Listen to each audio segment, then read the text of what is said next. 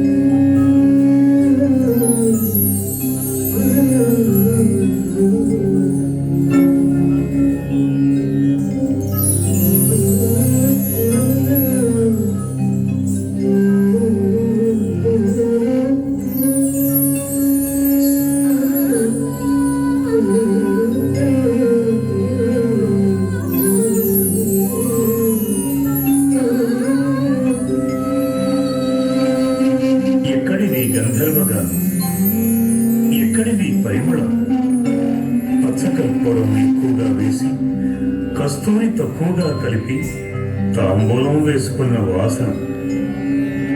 ఆహా, ఇది ఆడవారు వేసుకునే తాంబూలం. ఇక్కడ ఎవరో స్త్రీమూర్తి ఉన్నది.